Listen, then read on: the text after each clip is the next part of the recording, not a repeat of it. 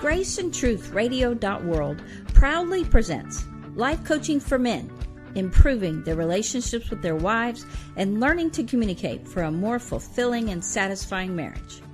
And now, Men Loving Well, with Christian counselor, author, and relationship coach, Dr. Jim Slaughter. Hello, everyone. Welcome to part 3 of this 4-part series about principles for loving our wives well. Husbands, this is especially for you, and it's also for me. It took me a long time, probably decades, to think through these principles, and just am really having a great time sharing them with you. Principle number 1, part 1, was make her feel loved. Part 2, make her feel safe. The title of part 3 is Make Her Feel Equal. Now, there may be a lot of questions you may have about this, but I'm going to focus in on something in particular that I think is crucial for us to understand when we're talking about how to make our wives feel really loved and very cherished. As we look at the topic today, it's really important to have a biblical foundation under our feet. I mean, that's always the case, I know that, but in taking up this topic, I think it's especially important. So I want to begin by going back to the beginning, to God's creation of the first man and the first woman. We're going to talk about the equality between the husband and the wife, the man and the woman, and I'll explain what I mean by that as the scriptures, we'll just follow it through. Genesis 1:26 through 29. And this is what we read. Then God said, "Let us make mankind in our image, after our likeness, so they may rule over the fish of the sea and the birds of the air, over the cattle and over all the earth, and over all the creatures that move on the earth." God created mankind in his own image. In the image of God, he created them. Male and female, he created them. God blessed them and said to them, "Be fruitful and multiply, fill the earth and subdue it. Rule over the fish of the sea and the birds of the air and every creature that moves on the ground." Then God said, "I now give you every seed-bearing plant on the face of the entire earth, and every tree that has fruit with seed in it. They will be yours for food." Now, I want you to know that both the male and the female are made in God's image, after God's likeness. The plural pronouns they and them that follow the statements in the passage we read make this point clear. Both the man and the woman share God's image and likeness. The word image in verse 26 is used of things like statues and models, and we might say images or even pictures sometimes. Essentially, it means replicas, and more the idea of a model or a statue. Likeness is from the word that means just that, to be like or to resemble something or someone. But God has no human form, right? But humans share in his nature, his life, his personality, the ideas of truth, in fact, the realities of truth and wisdom and love and holiness. Image of God would then be the God-given mental and spiritual capacities that enable people like you and me to relate to God and to serve him by ruling over the creation as his, you might say, vice regents. Both the male and the female have God likeness and personality. The female, verse 27, is made in God's image and likeness, and so is her husband. She is blessed in verse 28, and so is her husband. She receives the same command, be fruitful and multiply, fill the earth and subdue it. She receives the same authority, rule over the fish of the sea, the birds of the air, and every creature that moves on the ground, verse 28. She receives the same gifts, every seed-bearing plant and every tree that has fruit with seeds, verse 29. She is made, we might say, an indispensable companion. The text really says, helper corresponding to him. This does not imply subordination. It doesn't say anything about inferiority. The scriptures never even imply that. God often is called helper himself, the one who does for us what we can't do for ourselves, the one who meets our needs.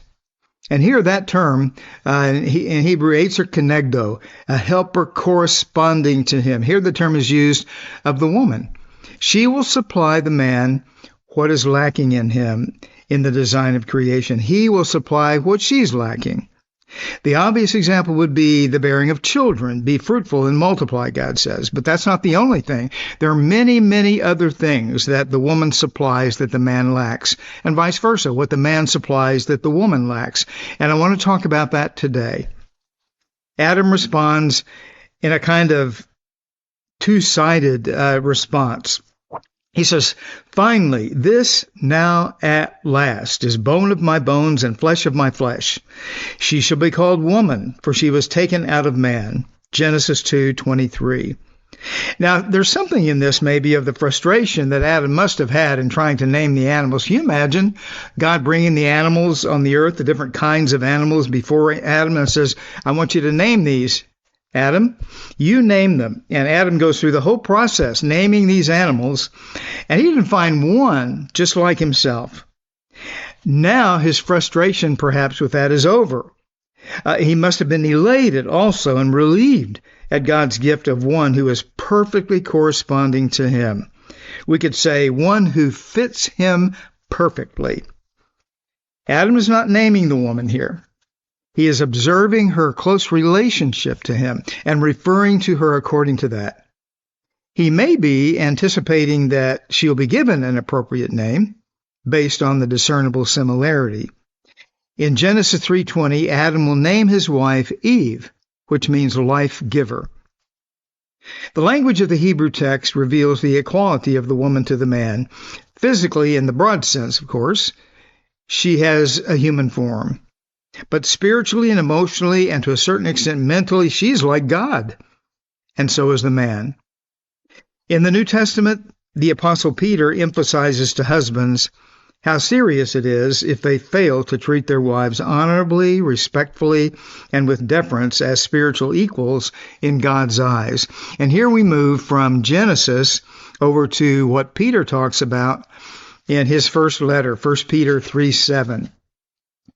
I'm going to give you a couple of translations here. The first one is going to be more literal. The second is, well, it's really just as literal, except it just says it in a different way.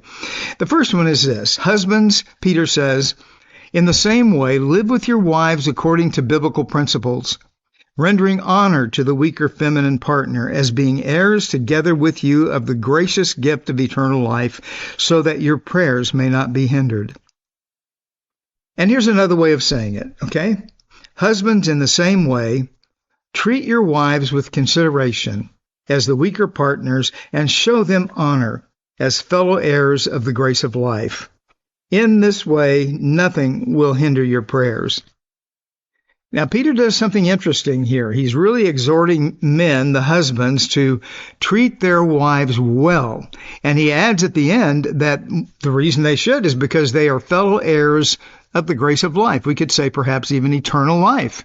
These are fellow journeyers, fellows on a journey together towards heaven, if you want to look at it that way.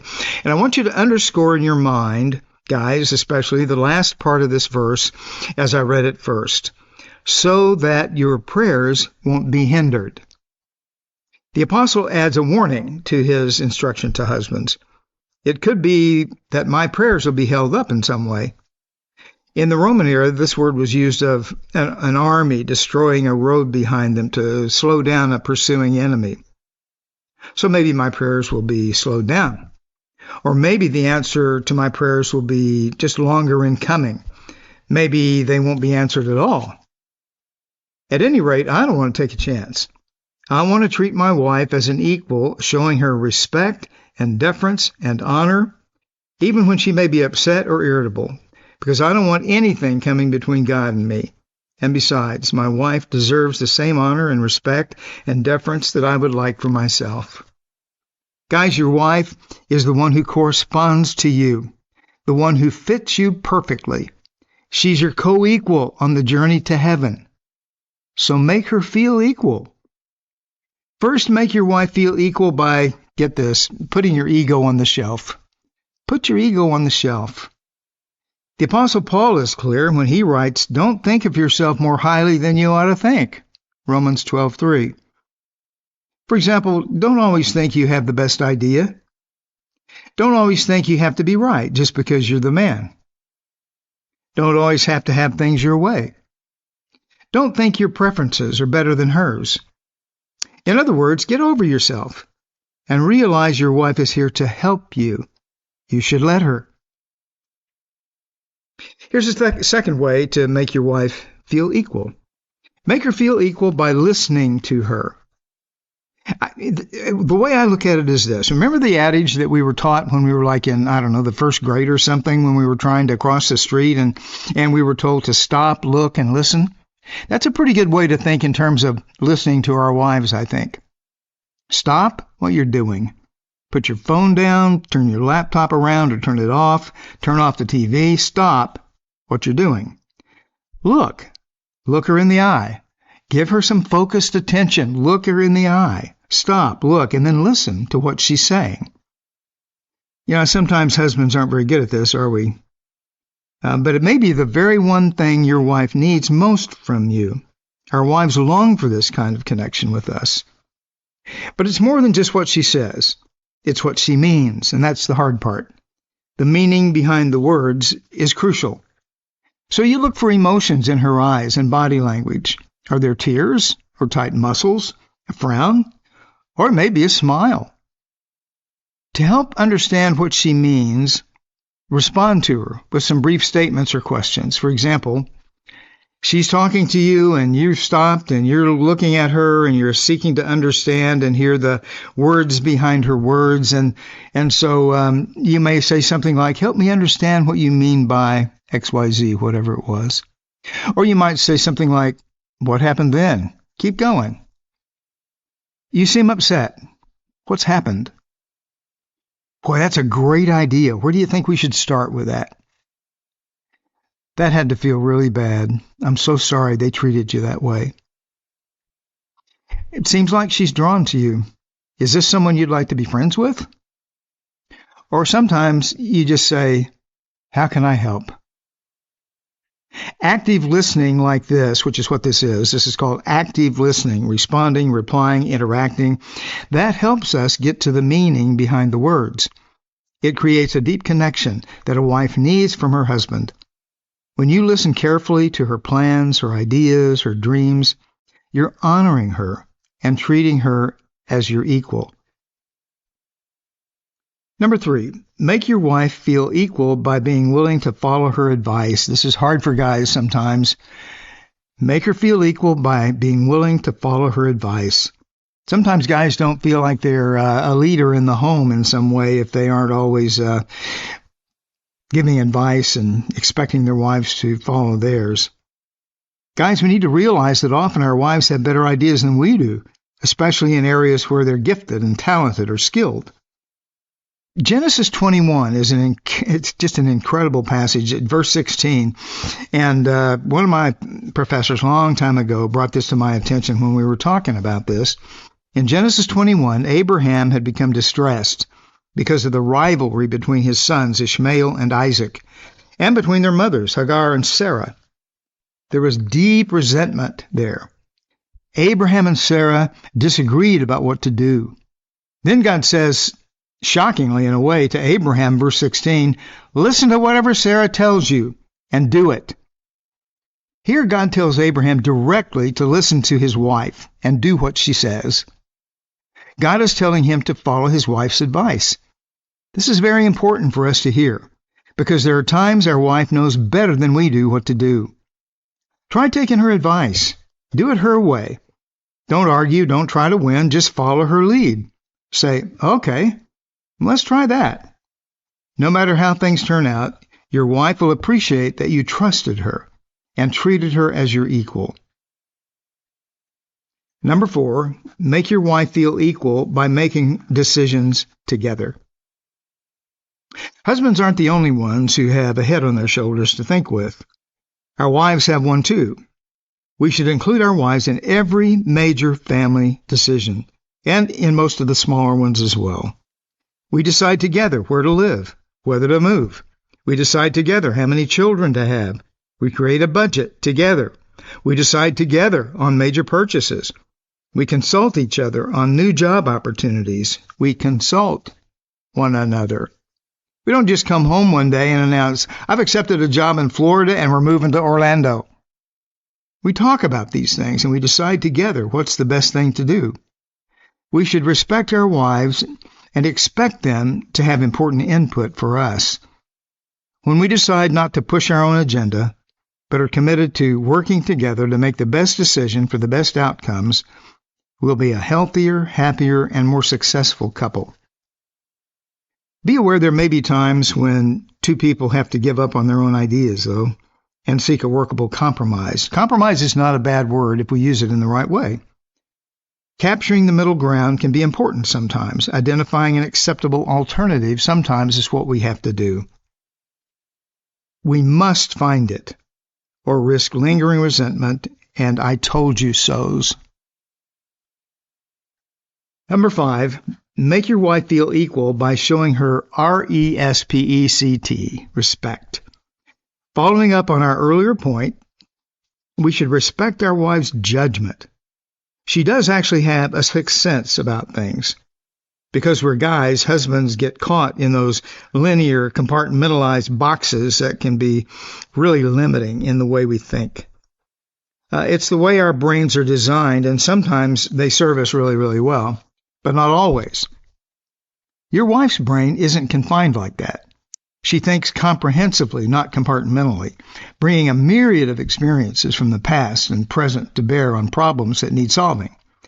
It can be information she pulls up from years ago, mostly experiential and from all kinds of sources.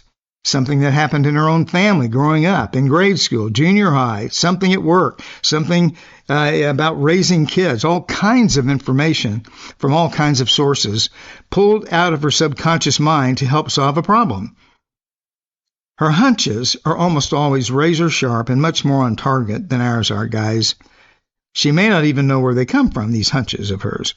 They're just a hunch, but often it's the answer to the problem, and so we need to listen up. We should never ignore our wife's hunches or treat them lightly. God gives them to her to help us think better. So we love our wife better when we treat her as an equal. A major principle for developing relationship and coupleness. We do it by respecting her judgment. It's a big part of our respect for her overall. Here's some other important things, I think, to consider about respecting our wives. We should put these in the form of a resolution. Resolved, I will not demean my wife, belittle her, or make her feel small. Resolved, I will only speak well of her to others. Are you listening? These are so important. Resolved, I will not joke about her or make her feel foolish. Resolved, I will not embarrass her by using vulgar language or by telling coarse jokes. Resolved, I will not require of her anything that would make her feel shame or guilt. Resolved, I will at all times treat her like a lady. Guys, if I'm going to love my wife well, I will make her feel equal by treating her that way. I will respect her judgment, her opinions, and her hunches. I will put my ego on the shelf and really listen to her. I'll give her a voice and be willing to take her advice. In both public and private, I will give her the respect she deserves as my indispensable companion, the helper who fits me perfectly, and my fellow heir of the grace of eternal life.